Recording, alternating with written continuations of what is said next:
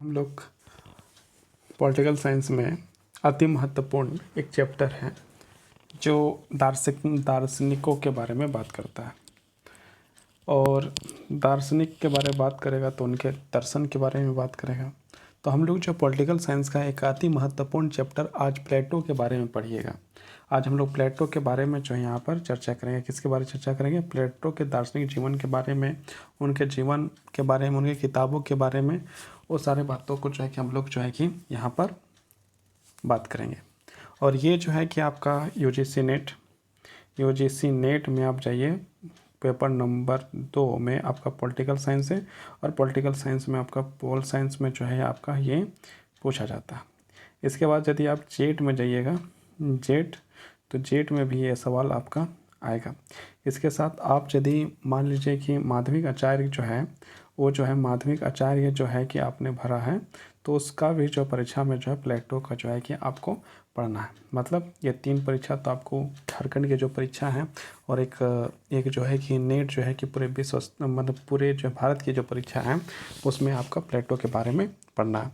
तो प्लेटो के बारे में जानना अति महत्वपूर्ण है। इससे जो है कुछ सवाल आएंगे तो कुछ नंबर आएंगे, है ना। तो हम लोग इसको जो है कि हम लोग एक क्लास जो कर रहे हैं रात के 8 बजे से लेकर 9 बजे तक, उसमें हम लोग बात करते हैं किसके बारे में? उसमें हम लोग बात करते हैं MCQ विथ आंसर। और इसमें जो है क्या है कि आपका होगा हर चैप्टर का जो है कि एनालिसिस के साथ हम लोग बढ़ेंगे एक करके। तो हम लोग एक दिन में 2 चीज़ करेंगे। एक क्या करेंगे, सबसे पहले क्या हो रहा है 8 बजे से लेकर 9 बजे के बीच आपका जो है कि जो मिल रहा है वो आपको मिल रहा है MCQ विथ आंसर मिल रहा है, विथ आंसर और एक्सप्लेनेशन जो है कि हो रहा है ना। इसके साथ साथ जो है कि आपको 9 बजे से लेकर 10 बजे के बीच में जो आपको क्या मिलेगा, तो आपको जो है कि हर एक चैप्टर का जो है कि हम लोग इस तरह से व्याख्या करेंगे और उसके बारे में विस्तार पूर्वक पढ़ने का प्रयास करेंगे और समझने का प्रयास करेंगे। तो इस तरह से हम लोग जो है कि 2 क्लास एक दिन में होगा। तो एक जो है कि 8 बजे से और दूसरा है 9 बजे से। और आज जो है कि पहला क्लास है, तो पहला क्लास क्या है? प्लेटो के बारे में। पहला क्लास हम लोग प्लेटो के बारे में पढ़ते हैं। तो प्रस्तावना देखते हैं, प्रस्तावना क्या कहता है ना। सबसे पहले प्रस्तावना देखते हैं। प्लेटो प्राचीन यूनान।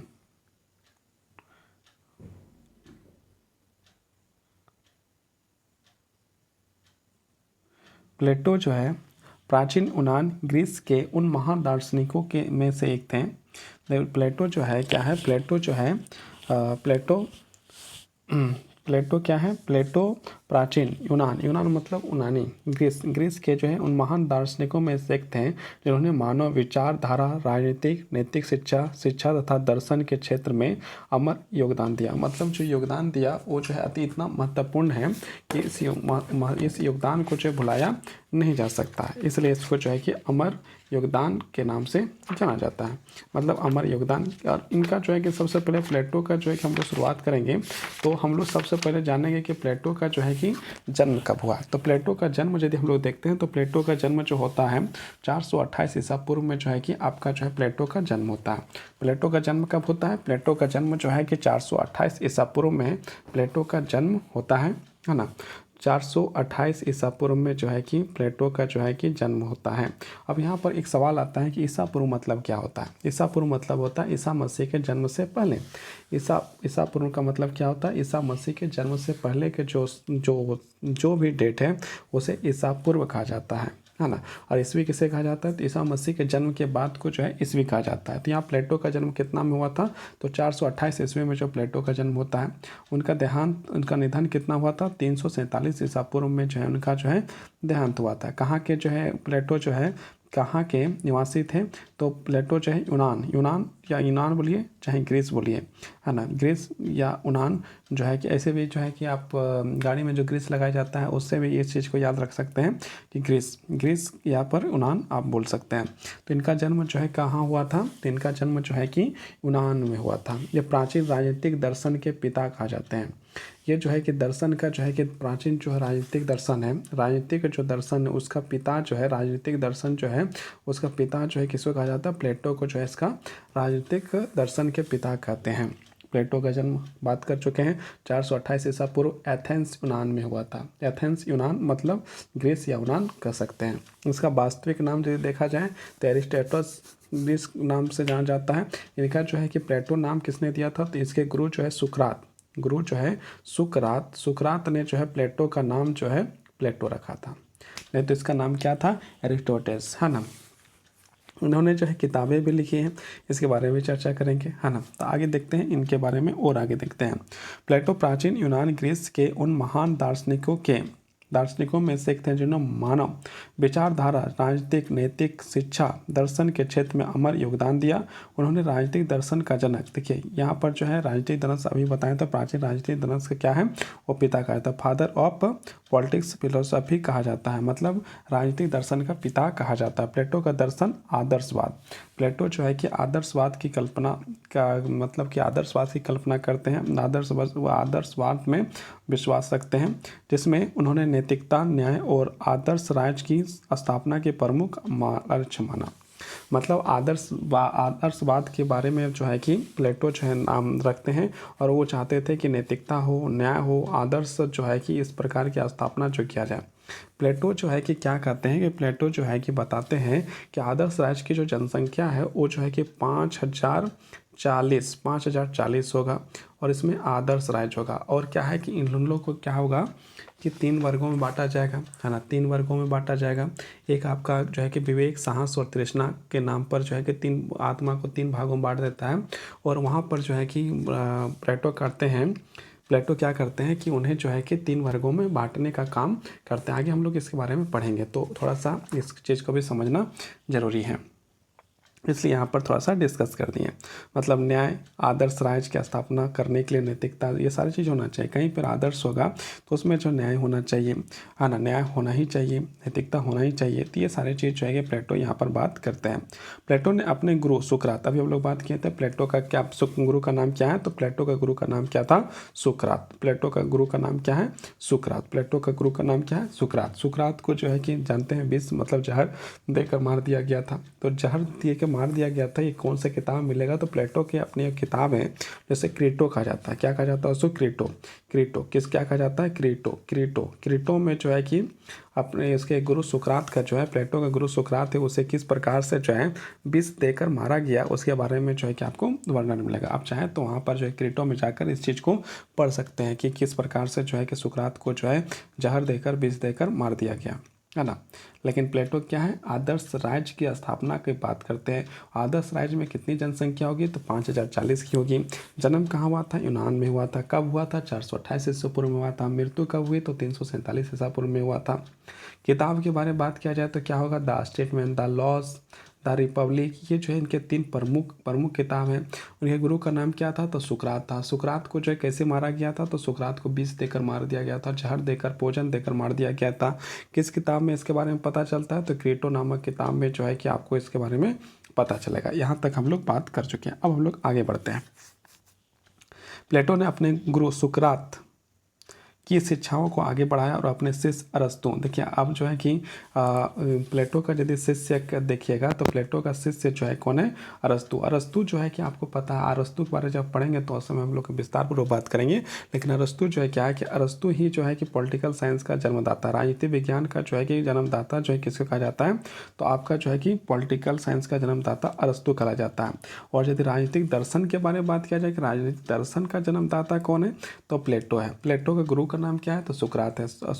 सुकरात का चेला का नाम प्लेटो का चेला का नाम, तो प्लेटो का चेला का नाम जो है कि अरस्तु हो गया। अरस्तु जो है कि क्या जन्म पिता कहलाते हैं, तो अरस्तु जो पॉलिटिकल साइंस का, राजनीतिक विज्ञान का पिता कहलाते हैं। राजनीतिक दर्शन का पिता कौन कहलाते हैं, तो प्लेटो जो है राजनीतिक दर्शन का पिता कहलाते हैं। अब हम लोग जो है कि नेक्स्ट आगे बढ़ते हैं, है ना।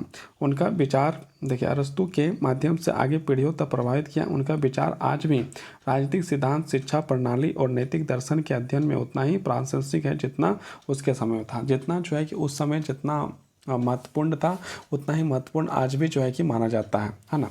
तो अब हम लोग जो है कि आगे बढ़ते हैं, आगे और प्लेटो का जीवन परिचय को देखते हैं।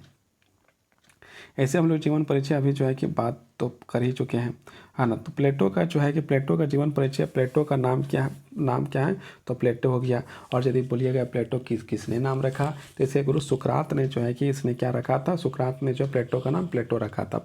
इसका पहले क्या नाम था, एरिस्टोटल के नाम से जाना जाता था। जन्म कब हुआ था, तो जन्म के बारे में बता दिए थे कि जन्म जो है कि मतलब प्लेटो का जन्म जो है क्या कब हुआ था, तो 427 ईसा पूर्व, 427 से 428, 427, तो 428 ईसा पूर्व माना जाता है ना। तो यहाँ पर 427 दिया, तो टाइपिंग एरर है ना।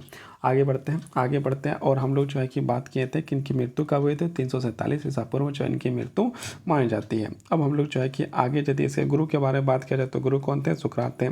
शिष्य कौन थे, तो अरस्तु थे। अरस्तु जो है किसका पिता कहा जाता है, तो अरस्तु जो है कि पॉलिटिकल साइंस, राजनीतिक विज्ञान का पिता कहलाता है। राजनीतिक दर्शन का पिता किसे कहते हैं, तो प्लेटो को राजनीतिक दर्शन का पिता कहते हैं।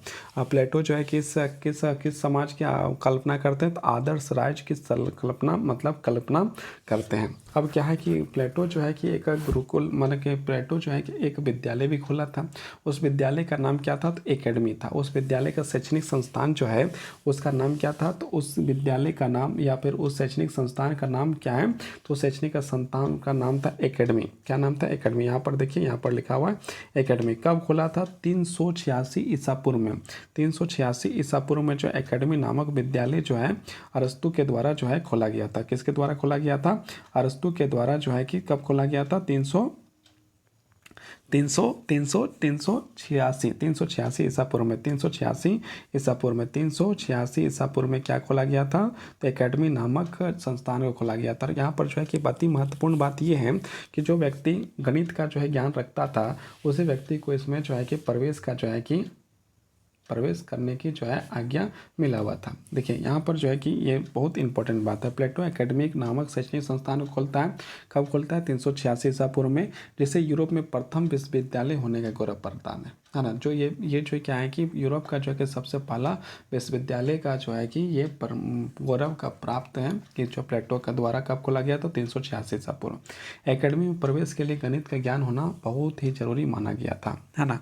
और हम लोग तो जानते ही हैं प्लेटो किसका शिष्य है, तो सुकरात का शिष्य है। सुकरात का विष देकर मार दिया गया था, जहर देकर मार दिया गया था। कौन सा ग्रंथ में पता चलता है, तो क्रेटो नामक ग्रंथ में पता चलता है। आदर्श राज्य की कल्पना किसने की थी, तो प्लेटो ने की थी। कितने जनसंख्या होना चाहिए, 5040, है ना। यहाँ तक हो गया। अब हम लोग जो है कि आगे बढ़ते हैं। प्लेटो एक कुलीन परिवार में जन्मे थे, मतलब कि जो है कि एक अच्छा परिवार में जन्म लिया था, मतलब कि जहाँ पर गरीबी और गरीबी कम हो उसको कहा जाता है कुलीन परिवार। तो प्लेटो का जन्म कहाँ हुआ था, कुलीन परिवार में जन्म हुआ था। प्रारंभ में राजनीति में जाना चाहते थे, राजनीति में जाना चाहते थे, लेकिन सुकरात के विचारों ने उन्हें दर्शन की ओर आकर्षित किया। मतलब कि जो है कि राजनीति की ओर जो है कि प्लेटो जाना चाहते थे, लेकिन उनके गुरु सुकरात जो है उनके विचारों से प्रभावित होकर वो जो है कि कहाँ चले गए, तो वो जो है दर्शन की ओर आकर्षित हो गया। सुकरात की मृत्यु 399 ईसा पूर्व में हो गया। 399 ईसा पूर्व में जो है कि क्या होता है, सुकरात की मृत्यु हो जाती है। इसके बाद प्लेटो ने अत्यंत दुखी हुए और उन्होंने सार्वजनिक जीवन से दूर होकर ज्ञान की साधना पर प्रारंभ कर दी। मतलब सार्वजनिक जीवन से हटकर जो है गुरु की मृत्यु होने के बाद वो जो सार्वजनिक जीवन को छोड़कर एकांत में जो है कि ज्ञान के प्राप्त करने की प्रयास करने लगे। और उनका तो पता ही है, अभी कई बार बता चुके हैं कि जो है उनके गुरु सुकरात हैं, उनको जो है क्रेटो नामक ग्रंथ में जो है कि प्लेटो ने लिखा है कि सुकरात को किस प्रकार से और क्यों जहर दिया गया था। उन्होंने अनेक देशों की यात्रा की। प्लेटो ने अनेक देशों की यात्रा की, जैसे मिस्र, इटली, सिसिली आदि। यहाँ उनके शासन, नैतिकता और शिक्षा के विविध अनुभव प्राप्त किए। बाद में एथेंस लौटकर उन्होंने अपनी प्रसिद्ध संस्था एकेडमी की स्थापना की, जो आज भी उच्च शिक्षा का प्रतीक माना जाता है। एकेडमी को आज भी जो है कि बहुत उच्च शिक्षा का प्रतीक जो है माना जाता है। प्लेटो की रचनाओं को देखते हैं। प्लेटो ने बहुत सारी रचनाएं की। प्लेटो ने लगभग 36 संवाद और कुछ पत्र लिखे। उनके लेखन की शैली संवादात्मक है, जिसमें 2 या 2 से अधिक किसी विषय पर प्रश्नोत्तरी करते हैं। देखिए प्लेटो क्या है कि प्लेटो जो है कि क्या है, प्लेटो कहीं खड़ा हुए और जो है कि सवाल पूछे, है ना, सवाल पूछें और फिर उनका जवाब देने। तो उस प्रकार जो है कि मतलब 2 या 2-3 आदमी के बीच में जो है कि बात करना शुरू, और उसमें जो है कि आपका जो है कि क्या हो गया, डायलॉग्स जब होता था तो उसमें जो है कि ग्रंथ के जो है कि आकार देने का काम करते थे। देखिए प्लेटो का जो है कि बहुत ही इम्पोर्टेंट, बहुत ज़्यादा इम्पोर्टेंट महत्वपूर्ण एक किताब है जिसका नाम है रिपब्लिक। जिसका नाम क्या है? रिपब्लिक, हिंदी में गणराज्य। सबसे प्रसिद्ध कृत है जिसमें न्याय, शिक्षा और आदर्श राज्य की कल्पना। आदर्श राज्य की जो कल्पना हम लोग देखते हैं, प्लेटो ने आदर्श राज्य की जो कल्पना की थी, यहाँ पर पूछ भी लेता है कभी कभी कि आदर्श राज्य की कल्पना जो है प्लेटो ने किस ग्रंथ में किया है, तो रिपब्लिक में जो है कि किया है। किस में किया है? रिपब्लिक में किया। द लॉज, तो कानून जो है यानी वृद्धावस्था में लिखी गई रचना है जहाँ व्यवहारिक राज्य की रूपरेखा दी गई है। प्लेटो जो है अपने वृद्धावस्था में लॉज को लिखा है। द स्टेटमेंट जो है राजनीतिक है ना। अब आगे हम लोग बढ़ता है। एपोलॉजी, सीक्रेट की रक्षा, सोक्रेट्स की रक्षा, क्रिटो, प्रेस्टो, मीनो आदि किताब, बहुत सारे किताब जो है कि प्लेटो के द्वारा लिखा गया। लेकिन सबसे ज़्यादा इंपॉर्टेंट यदि देखा जाए तो द रिपब्लिक जो है कि इंपॉर्टेंट है। और द रिपब्लिक में ही आदर्श राज्य की संकल्पना को दिखाया गया है। अब हम लोग जो है आगे बढ़ते हैं। प्लेटो के दर्शन, फिलोसफी ऑफ प्लेटो। प्लेटो के दर्शन मुख्यतः आदर्शवाद है, हम लोग बात की आधारित है। उनका कहना था कि यह भौतिक संसार अपूर्ण और असत्य है, जबकि वास्तविक विचारों में के दुनिया में है। रूपों के सिद्धांत, प्लेटो के अनुसार संसार में जो कुछ हम देखते हैं, मतलब जो हम लोग संसार में जो भी कुछ देख रहे हैं वह केवल प्रतिबिंब है। मतलब वो जो है क्या, छाया प्रतिबिंब है। असली वस्तु या सत्य किसी अन्य उच्च लोक में मौजूद है। मतलब जो असली जो है और सत्य है वो जो है इस लोक में नहीं कहीं और जो है कि मौजूद है। जैसे उन्होंने रूपों की दुनिया कहा, जिन्हें उस प्लेटो ने क्या कहा, उसको जो है रूपों की दुनिया के नाम से उसे कहा। उदाहरण के लिए जब हम सुदूर वस्तुएं देखते हैं, मतलब जो दूर है उसे सुदूर, तो वो वास्तविक सुंदरता को केवल प्रतिबिंब है। मतलब क्या है कि वास्तविक सुंदरता जो है उसका प्रतिबिंब दिखता है। वास्तविकता सुंदरता एक आदर्श और विद्यमान है। यह विचार उनके ज्ञान सिद्धांत और नैतिक दर्शन के नींव पर बनता है। मतलब ये जो सिद्धांत है वो जो ज्ञान के सिद्धांत और नैतिक दर्शन के माध्यम से बनता है।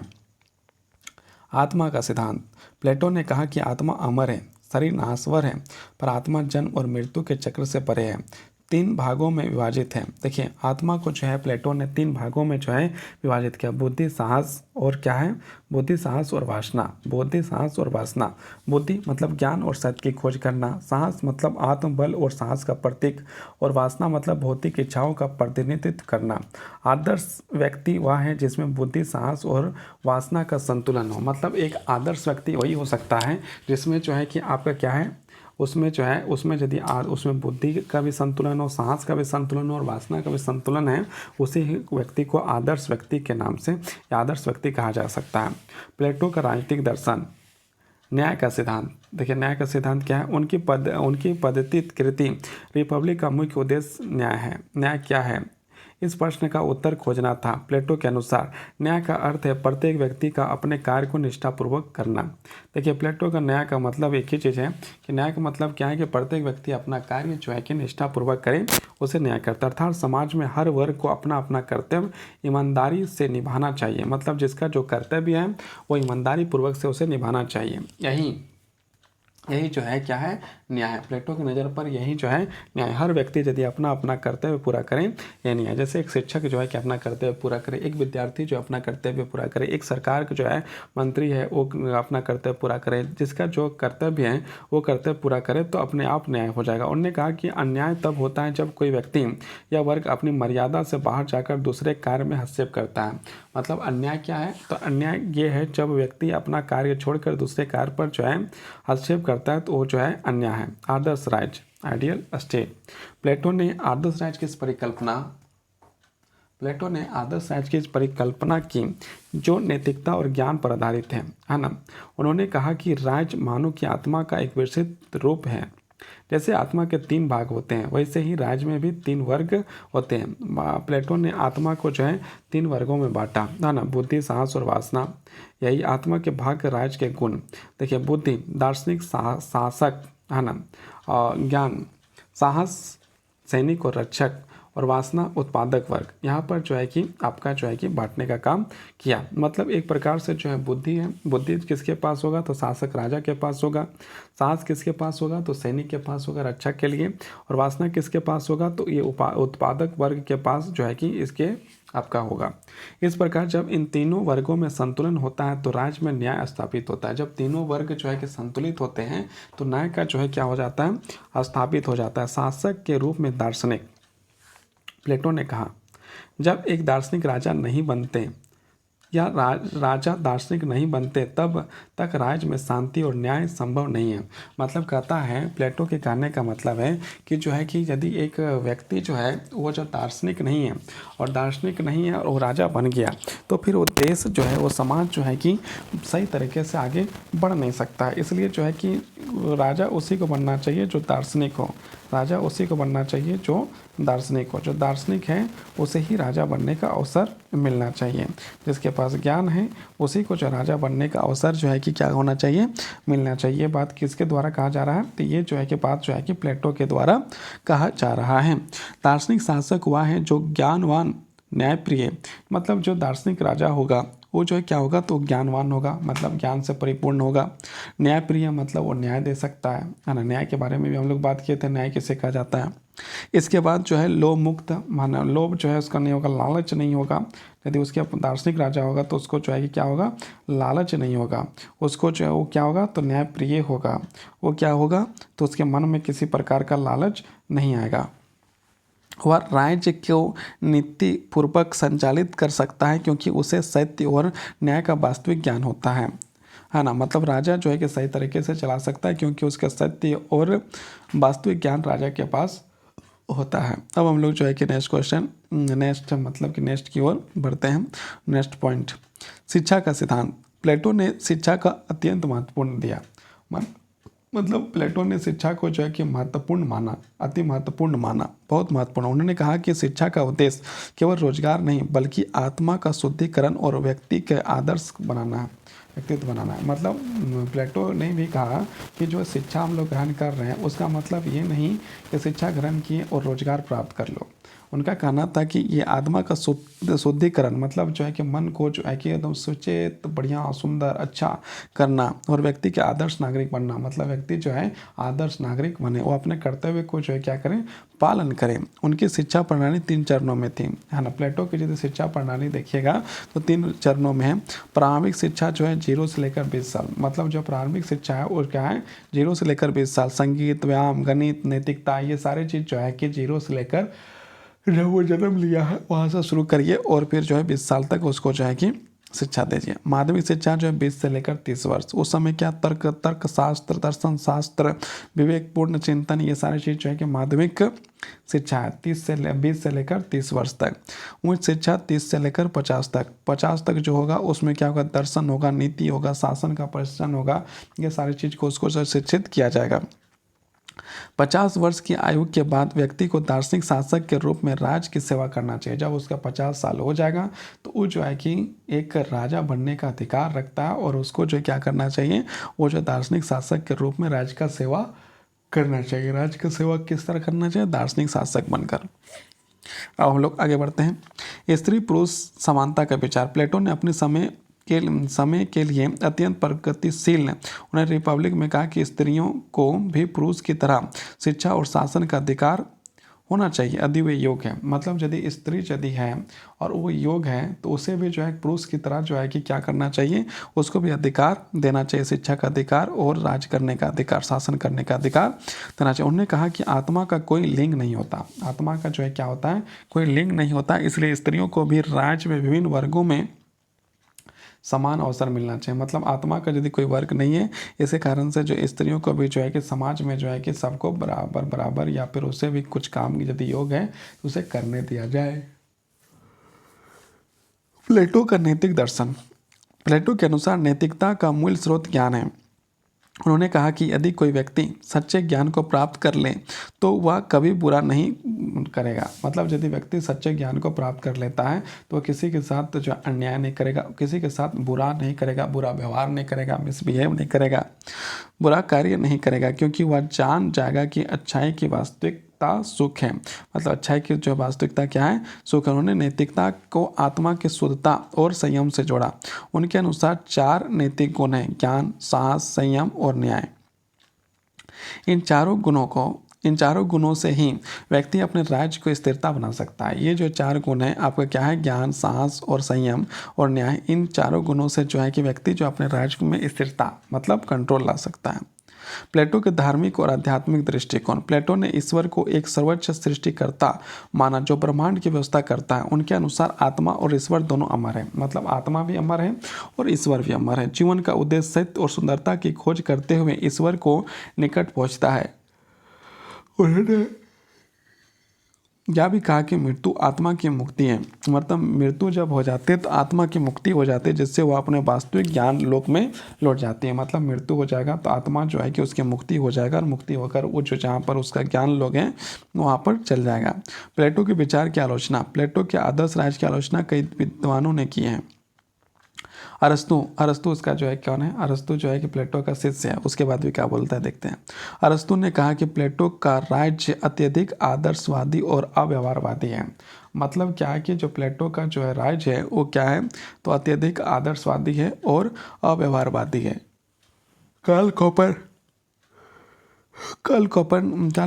पॉपर ने कहा कि उनका आदर्श राज्य सत्तावादी प्रवृत्ति रखता है जिसमें व्यक्तिगत स्वतंत्रता सीमित होती है। तो कार्ल पॉपर ने कहा कि जो उनका जो है कि मतलब सत्तावादी है सोच है आदर्शवाद का। फिर उनके विचार नैतिकता, न्याय और शिक्षा की दृष्टि से आज भी मूल्यवान है। मतलब आज भी जो है कि देखा जाए तो ये मूल्यवान है। अब हम लोग जो है कि 9वां पॉइंट, प्लेटो का प्रभाव और महत्व। प्लेटो का प्रभाव पश्चिमी दर्शन, राजनीतिक शिक्षा, धर्म, नैतिकता सभी पर गहरा पड़ा। उनके शिष्य अरस्तु ने आगे चलकर तर्कशास्त्र और अर्थार्थवादी की नींव रखी, परंतु आधार प्लेटो ही था। उनकी एकेडमी लगभग 900 वर्षों तक शिक्षा का केंद्र बना रहा।